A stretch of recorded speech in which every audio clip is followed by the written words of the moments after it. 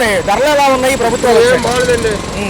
కూటమి ప్రభుత్వాలు ఎన్నో చెప్పాయి కదా వచ్చే ముందు. ఏం బాగలేదు. చంద్రబాబు వచ్చాడు మంచి చేస్తాడు కానీ ఏం చేసాడు? ఏం ఏమిటి మరి ఏంటి ధరలు ఎలా ఉన్నాయి? రేట్లు ఎక్కువే. గతంలో ఎలా ఉంది? గతంలో అప్పుడే అలా ఉండేవి. అప్పుడే అలా ఉండి ఇప్పుడు అలా ఉంది. మరి అత్యంత ఖర్చులు అవుతున్నాయి అంటున్నారు. రెండోది చూస్తే కరెంట్ ఛార్జీలు కూడా తగ్గిస్తామన్నారు కానీ పెంచారు. కరెంట్ ఛార్జీలు పెంచారు. ఛార్జీలు కూడా పెంచారు. కరెంట్ ఛార్జీలు పెంచారు. ఇంటి పనులు అన్ని బాగా పెంచారండి. మరి ఒక పక్కేమో వచ్చాక అన్ని తగ్గిస్తామన్నారు. మరి అదేమి కనపడలేదు. మళ్ళీ ఏంటి మళ్ళీ చేస్తాం. మరేంటి మరి మహిళలకి ఏం 1500 ఇస్తామంటున్నారు. జనవరి నుంచి నమ్మొచ్చు అంటారా? మరి మాకు పిల్లలకి ఫీజు రీఇంబర్స్మెంట్ రాలేదు. రైతులకి ఏం పెట్టుబడి సాయం రాలేదు. ధరలు చూస్తే బియ్యం కేజీ 80 రూపాయలు దాకా ఉన్నాయి. ఒక పక్క చూస్తేనేమో రైతులు గిట్టుబాటు ధర లేక 800కి 1100కి అమ్ముకుంటున్నారు. మరి ఏంటి అది పరిస్థితి? నూనె 175 రూపాయలు అయిపోయింది. సన్నపాపర్ గాను పామ్ ఆయిల్ అదే 150 రూపాయలు అయిపోయింది. బాగా పెరిగిపోయింది. మరి ఎలా ఉంది? గతంలో ఖర్చులు నెలకి ఎంత అయ్యాయి, ఇప్పుడు ఎంత అవుతుంది? బాగా అవుతుందండి. బాగా ఖర్చులు అవుతున్నాయి. మరి ఒక పక్క ఏమో సంక్షేమ పథకాలు అందించడానికి వాలంటీర్లు లేదు. సచివాలయాలకి ఏమో అప్పచెప్పారు. వాళ్ళకేం తెలియదు అంటున్నారు సరిగ్గా. కూల్ రేట్లు కూడా డబ్బు రాలేదు. మందు రేటు తగ్గిన తర్వాత మందు రేటు తగ్గించరా. ఎంత ఉంది ఇప్పుడు ప్రెసెంట్? ఎంత ఉంది? మామూలు రేటు అప్పుడు జగన్ రేటుకి అమ్ముతాండి. మరి 100 రూపాయలు పిచ్చుకోటర్ అన్నాడు. పిచ్చుకోటలు చచ్చిపోతారు తాగుతాయి. అయ్యే ముందు మళ్ళీ రేట్లు పెంచారు. బెల్ట్ షాపులు ఎక్కువైనాయి అంటగా. ఇప్పుడు 2 షాపులు ఎక్కువైనాయండి. ఇప్పుడు 100 రూపాయలు కూర తాగనుకో అయిపోతాం. బాగులేదు మందు. నేను అదే తాగుతాను. ఆ మందిని ఒక 3 రోజులు తాగాను. మెడలు పెట్టి నడుము పెట్టి కాళ్ళు నొప్పులు ముఠాపని చేయలేకపోతాను. మరి ఇప్పుడేమో 6 పథకాలు హామీలు ఇచ్చారు. అప్పుడేమో 9 పథకాలు ఉన్నాయి గతంలో. మరి పాపం ఆయనేమో అందరినీ వాలంటీర్లు పెట్టి ఇంటికి వెళ్ళమని పొద్దున్నే పెన్షన్ ఇచ్చేవాడు. మరి వాళ్ళని కూడా తీసేసారు. ఏమంటారు? వాళ్ళు కూడా తీసేశారు. అది తీసేయడం కరెక్టా పర్లేదు. ఓకే, తీసేయడం మంచిదే. పవన్ కళ్యాణ్ గారు నేను అందరికి న్యాయం చేస్తాను, మహిళలు తప్పిపోయారని అప్పుడు అన్నారు. ఏం చేసాడు? కనకరం పవన్ కళ్యాణ్ ఎక్కడ కనకరం వల్ల అమరావతి పోలవరం అన్న అవుతుందా ఈసారి? ఆడేం చేయలేదండి. ఏం చేయలేదండి. మరి జగన్ గారు 2027లో జమిలీ ఎలక్షన్స్ వస్తున్నాయి. మళ్ళీ నేను వస్తానంటున్నారు. మరి ఈసారి ఎలా ఉండబోతుంది అంటారు? ఆయన వచ్చే అవకాశం ఉంది. ఎందుకంటే వీళ్ళందరూ అబద్ధాలు చెప్తారని తేలిపోయిందిగా.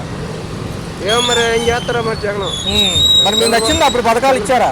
అప్పుడే బాగుండేది. అసలు ఆ లెక్క అయితే అప్పుడే బాగుండేది. ఏవే వచ్చినాయి? అప్పుడే వచ్చే మా అమ్మ కూడా వచ్చింది. మా పిల్లలకి బాగా చేసాడు జగన్. స్కూల్ కూడా అప్పుడే బాగున్నాయి అంటున్నారు. స్కూల్ కూడా బాగానే ఉండేది. పిల్లలు కూడా బాగా చూసాడు జగన్. మరి ఏంటి ఇప్పుడు రోడ్లకి ఏమో టోల్ గేట్లు అంటున్నారు. గ్రామాల్లో కూడా మళ్ళీ ఏంటంటే ధరలు పెంచుతామంటున్నారు. మరి ఇంకా కూడా పెరుగుతాయి అంటున్నారు. అలాగే నైట్ కూడా బళ్ళు ఎత్తే ఆపేస్తాను బైక్లు ఎత్తే.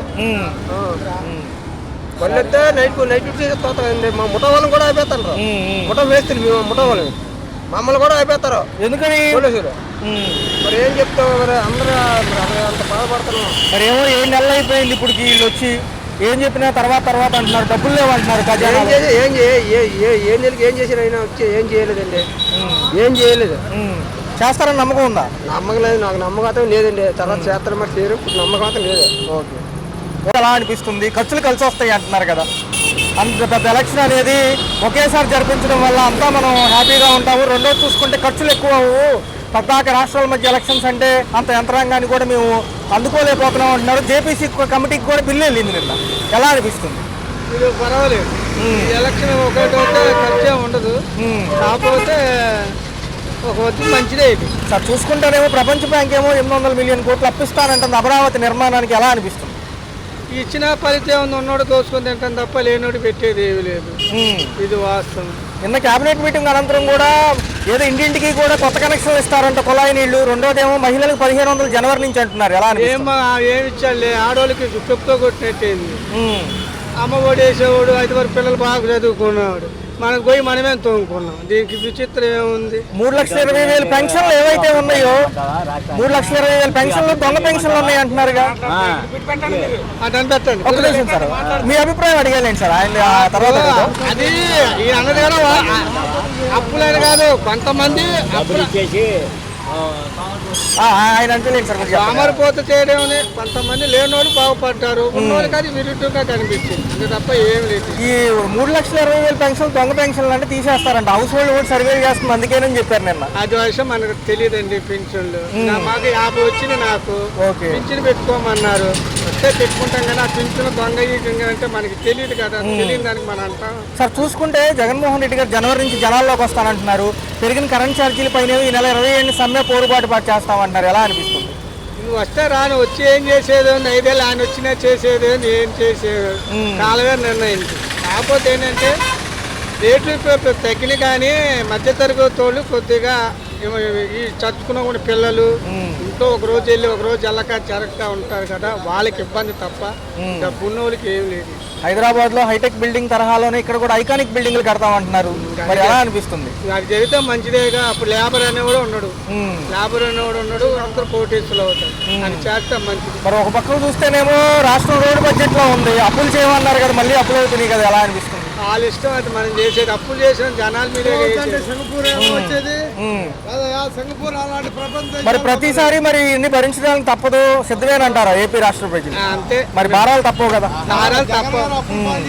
Thanks sir. మరి ఎలా అనిపిస్తుంది?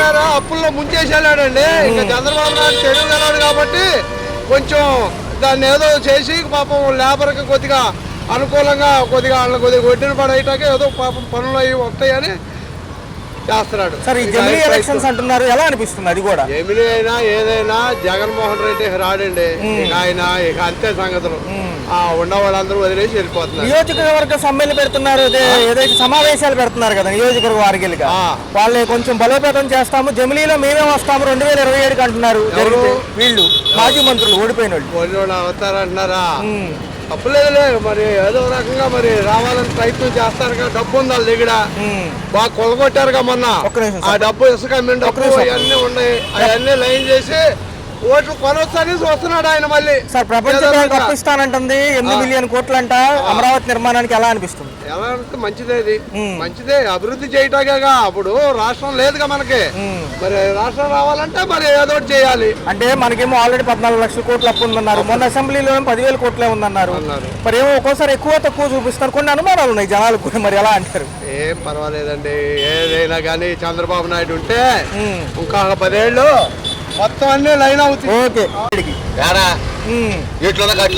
ఏది ఏదైతే ఓడిపోయిన ప్రభుత్వం ఉందో అది మళ్ళీ 2027లోకి ఫామ్ లోకి వస్తాయి అంటున్నారు. కొద్దిగా పక్కకు వచ్చి లడ్డూలో ఇష్టం పెట్టమను.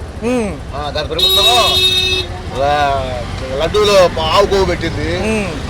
ఆయన అన్నాడుగా పొన్నవాళ్ళ సుధాకర్ గారు, అవును ఆవు నెయ్యి కంటే పంది కొవ్వు రేట్ ఎక్కువ ఉందని. అది కలిపితే జగన్ 170 సీట్లు వచ్చేస్తాయి జగన్కి. బాబాయ్ గారు ఒక పక్క చూసుకుంటే అభివృద్ధి ఫోకస్ అంటున్నారు. జమిలీ ఎన్నికలకి నిన్న బిల్లు కూడా సిద్ధమవుతుంది, మంచిదేనంటారు పాస్ అయితే? జమిలీ ఎలక్షన్ రాదు, 2029 ఎలక్షన్. అంటే కమిటీలు కూడా వేశారు కదా. ఏ కమిటీలు అయినా సరే 164 సభ్యులు ఉన్నారు బాబు గారికి. నిన్న కేబినెట్ మీటింగ్ అనంతరం కూడా ప్రపంచ బ్యాంక్ కూడా ప్రకటించడం జరిగింది, 8 మిలియన్ కోట్లు అప్పిస్తామంటున్నారు అమరావతి కోసం. అమరావతి కడతాడు, పోలవరం కడతాడు, పవిత్ర సంఘం కూడా బాగా శుభ్రం చేస్తాడు, కొండపల్లి కిల్లా కూడా బాగా తయారు చేస్తాడు. ఆ నమ్మకం మాకుంది. బాబాయ్ గారు రేషన్ బియ్యం బదులు ఏదో మంచి బియ్యం ఇవ్వండి లేదా డబ్బులు ఇవ్వండి అంటారు, ఎంతవరకు బాగుంటుంది అంటారు? అది వాస్తవం. మామూలు బియ్యం ఇస్తే ఇంకా మంచిది, డబ్బులు చేస్తే ఇంకా మంచిది. వాళ్ళే కొనుక్కుంటారు 50 రూపాయలు. కొంచెం ముందుకు రండి బాబాయ్ గారు. అయితే మరి చూసుకున్నట్లయితే ఎలా ఉంటుంది? 20 లక్షల ఉద్యోగ కల్పన, మిగతా అంశాలు చూసుకుంటే ఇంకా 4.5 సంవత్సరాలు ఉంది, ఏం బాధలేదు. స్టాంప్ డ్యూటీలు కూడా పెంచుతున్నారు, రిజిస్ట్రేషన్ శాఖలో అంటున్నారు, భూమి రేటు కూడా పెంచుతున్నారు. ఎలా అనిపిస్తుంది? భూమి రేట్ అంటే నేను నా సాలం అమ్మినప్పుడు నా తమ్మినప్పుడు 4 లక్షలు కట్టారు, మొన్న 5,50,000 కట్టినారు. సంవత్సరంలో పెరిగిపోయింది. అంటే ఇప్పుడు ఫర్ ఎగ్జాంపుల్ 1 కోటి రూపాయల బిల్డింగ్ పడమట్లో తీసుకోవాలనుకోండి, ఇంతకుముందు 8 లక్షల ధర అట్లా ఏదంటే ఇప్పుడు 2 లక్షలు కలుపుకుంటున్నారు మళ్ళీ దానికి. రెండోది కూడా గ్రామాల్లో కూడా చదరపు గజం వచ్చేసరికి 950 అట్లా పెడుతున్నారంట ఇప్పుడు ప్రెసెంట్.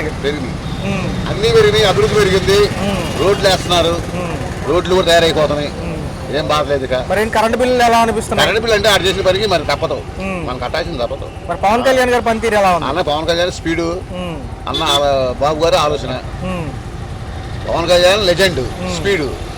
బాబు గారు కంప్యూటర్ బుర్ర. అయితే ఏమైందంటే ఈ హౌస్ హోల్డ్ సర్వేలు చేస్తున్నారు కదా ఇంటింటికి, అయితే ఏంటంటే 3,20,000 పెన్షన్లు దొంగ పెన్షన్లు అని తేలినాయి అంట. మరి ఏంటి మరి తీసేస్తాం అంటున్నారు కదా? తీసేసిన తప్పు లేదు.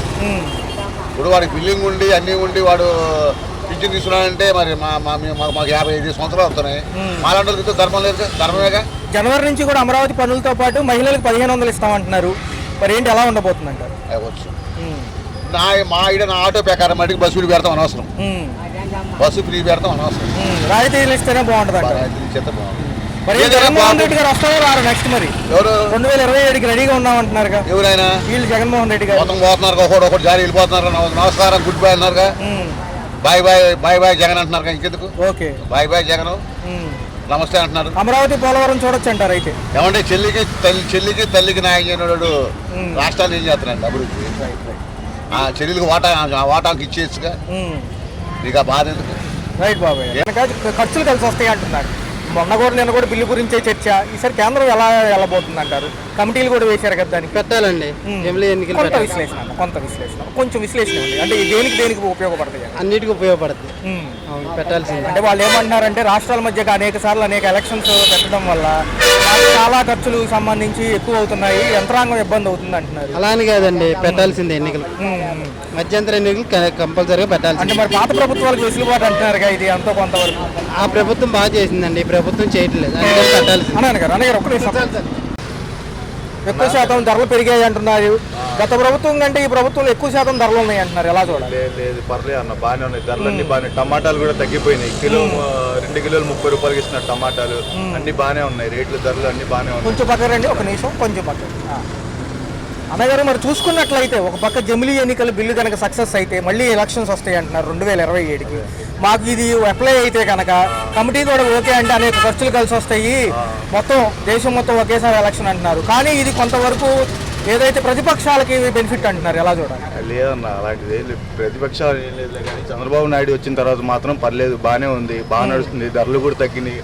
రోడ్లు కూడా ఇంతకుముందు బాగా గుంటలు ఉండే, ఇప్పుడు ఎక్కడ ప్యాచీలు వేసి నీట్గా చేస్తున్నారు. రోడ్లు కూడా మొత్తం నీట్గా నడుస్తుంది. కాకపోతే కొద్దిగా టైం పట్టింది వాళ్ళు చేయటానికి. వాళ్ళు పాత అప్పులు చేసి వెళ్ళిపోయారు, వాళ్ళు కొద్దిగా టైం పట్టింది కాబట్టి వాళ్ళు కూడా నిదానంగా లాగిస్తున్నారు. ప్రపంచ బ్యాంక్ కూడా 800 మిలియన్ కోట్లు అప్పిస్తారంటుంది అమరావతికి. నిన్నే జరిగింది. ఆ చంద్రబాబు నాయుడు గారు కంపెనీలు తీసుకొస్తారు, మాకు ఆటో డ్రైవర్లకు ₹1 ఉండిద్ది. ఇంకా బాగానే జరిగిద్ది అన్న, చంద్రబాబు నాయుడు గారు వచ్చారుగా, ఇంకా బాగా జరిగిద్ది. అంటే సంక్షేమం కూడా ఉంటే బాగుంటది, కానీ లేట్ అయిపోతుంది. ఆయన కూడా కొన్ని చెప్పారు, ఇంకా అమల్లో రాలా, అవి వస్తాయని అనుకుంటున్నాను. ఆయన ఒక పక్క చూసుకుంటేనేమో వాలంటీర్లు లేరు. అవును, ఎలా అనిపిస్తుంది? వాలంటీర్లు ఉంటే బాగుండేది అనిపిస్తుంది. ఎందుకంటే ఇంటింటికి వచ్చేవాళ్ళు, మొత్తం చేసేవాళ్ళు, వాలంటీర్ ఒకళ్ళు ఉంటే బాగుండేది. నిజంగా సీరియస్ కాదు. అన్నగారు హౌస్ హోల్డ్ సర్వే చేస్తున్నారు సచివాలయం వాళ్ళు. 3 లక్షల పైచీలకు పెన్షన్లు తీసేస్తామంటున్నారు. ఎందుకంటే దొంగ పెన్షన్లు అంటారు.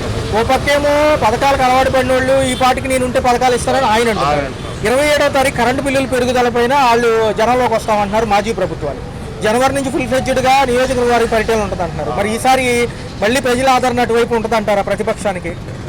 అంటే హోదా దక్కనప్పటికీ ఓడిపోయిన వాళ్ళు కదా మాజీ ప్రభుత్వాలు. ఎంత ఓడిపోయినా అన్న ఉండదుగా అన్న. ఇప్పుడు చంద్రబాబు నాయుడు గారు వచ్చారుగా, ఇప్పుడు చూస్తున్నారుగా. పోయిన ప్రభుత్వాలు అయితే మరీ దారుణంగా మాకు లేదు, ₹1 కూడా తినడానికి లేదు.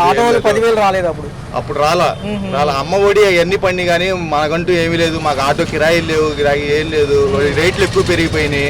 అలా జరిగింది ఆ ప్రభుత్వంలో. మరొక అంశంకి వెళ్తే కనుక రేషన్ బియ్యానికి బదులు డబ్బులు ఇస్తే బాగుంటుంది అంటున్నారు. ఎందుకంటే కాకినాడలో రేషన్ బియ్యం పట్టుకున్నప్పటి నుంచి కూడా చూస్తున్నారు. పవన్ కళ్యాణ్ గారు ఎలా అనిపిస్తుంది? అది లేదు, రేషన్ ఇస్తేనే బాగుంటుంది, డబ్బులు ఇస్తే ఏముంటుంది. పేదలకి బియ్యము, రేషను, వాళ్ళకి కావాల్సిన ముడి సరుకులు ఇస్తేనే బాగుంటుంది. డబ్బులు ఇస్తే ఏముంటుంది, డబ్బులు వేస్ట్ గా ఖర్చు అయిపోతుంది. సరుకులు ఇస్తేనే బాగుంటుంది. ఒక పక్కేమో రైతులకి ఏం గిట్టుబాటు ధరలు లేక తేమ శాతం ఎక్కువ ఉంది వడ్లు అని చెప్పి 800కి 1100కి అమ్ముతున్నారు. యాక్చువల్ గా 1700 పైచీలకు ఉండాల్సింది ఇప్పుడు 1500కి వచ్చింది. ఇంకోటి ఏమో ఇంతవరకు ఆర్బీకేలు ఉండే, ఇప్పుడేమో గ్రామంలో అప్పుడు అమ్ముకునే వాళ్ళు గవర్నమెంట్ కొనేది, ఇప్పుడేమో దళారులు వచ్చేసారు మళ్ళీ. సో ఎలా ఉండబోతుంది? ఎందుకంటే కేజీ బియ్యం చూసుకుంటే మంచి 80 రూపాయలు అయిపోయింది. ఇటు పక్క చూసుకుంటేనేమో గిట్టుబాటు ధర లేదు. మరి బ్యాలెన్స్ ఎలాగా? వాళ్ళే తగ్గించారు. ప్రభుత్వమే ఏదో చూసి దారి చూసి ప్రభుత్వమే ₹1 తగ్గించాలి. ఇంకా అది